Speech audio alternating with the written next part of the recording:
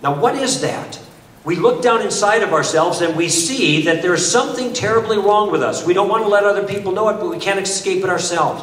We see something is broken and twisted, and that thing broken and twisted is moral. Something evil down there lurks. And we have a feeling about that moral brokenness. What is that feeling called? I asked the people at Berkeley, I ask you. It's got a name. Right, guilt. Why is it we feel guilty? Why is this a universal experience? Well, I don't know. There's a lot of things we can discuss. Maybe culture causes it. I don't know. But let me make another suggestion. Given what seems to me the absolute paucity of the case against moral objectivism, that very probably, arguably, it seems that relativism is false, maybe, just maybe, we feel guilty because we are guilty. Is that a possibility? Is that in the running? Because if we feel guilty because we are guilty, the answer to that is not denial. That's relativism. If we have true moral guilt, and I think this is what we're all aware of, the answer to that is forgiveness.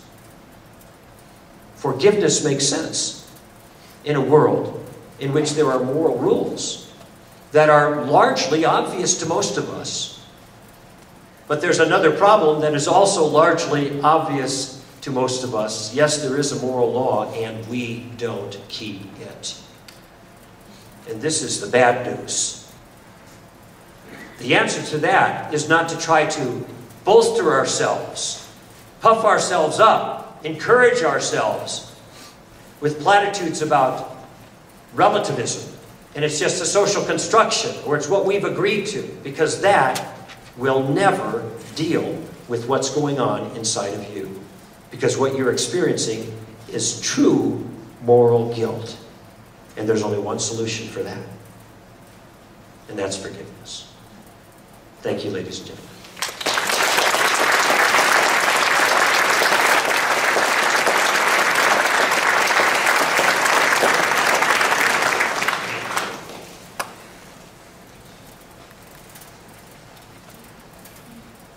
Can I be heard now?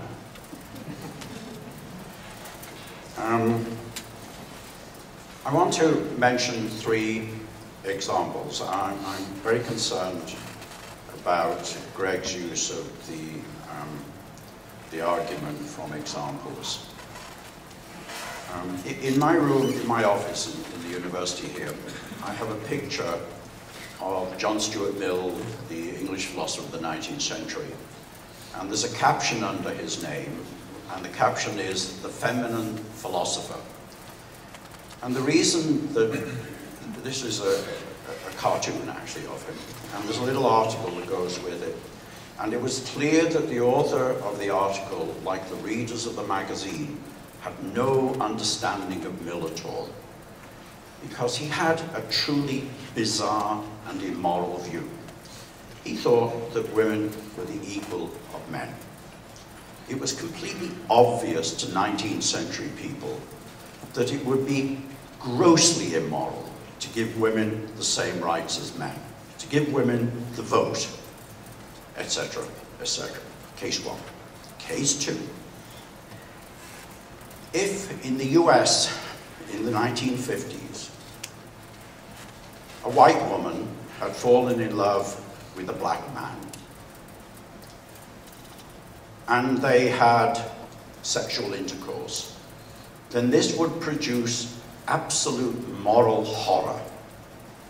Everyone in the community would be truly appalled at the moral outrageousness of a black man having sex with a white woman, or vice versa. In some Christian communities and Muslim communities and Jewish communities at the moment, there is comparable horror at the idea of a man marrying another man, or a woman marrying another woman. These are viewed as being moral horrors. If you can't see what's wrong with these acts, then there's something wrong with you, we're told.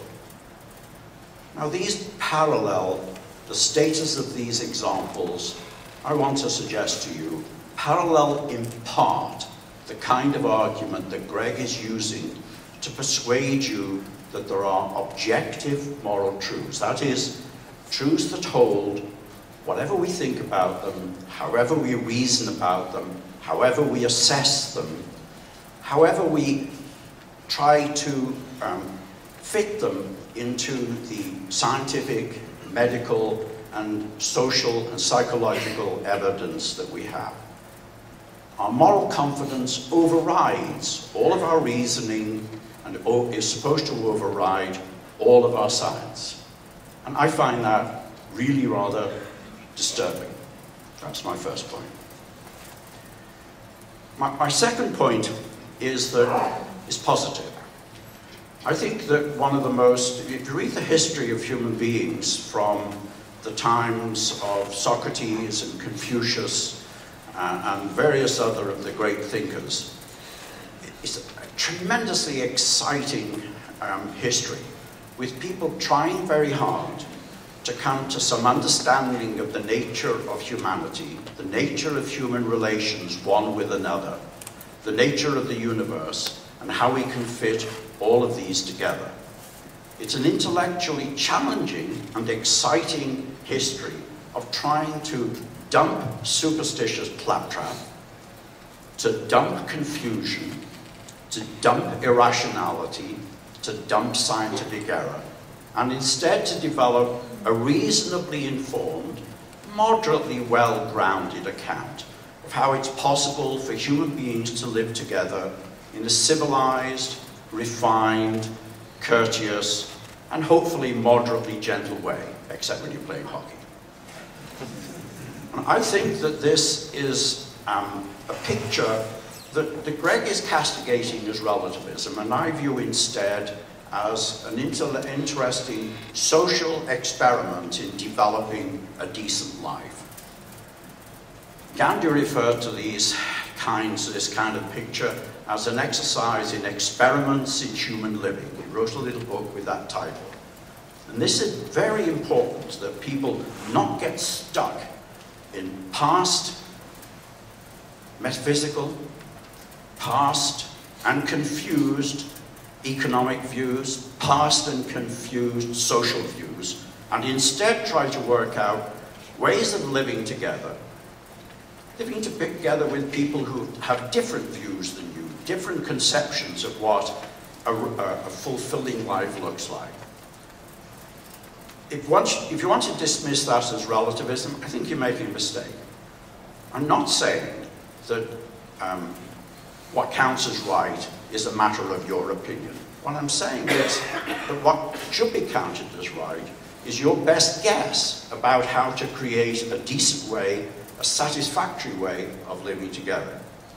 And I hope you will abandon moral confidence. It seems to me one of the major sources of human distress and misery in the world is excessive moral confidence. People know what things are right and what things are wrong, and they're willing to die and to kill for what they believe is morally right and wrong. And that, I think, is tragic and counterproductive.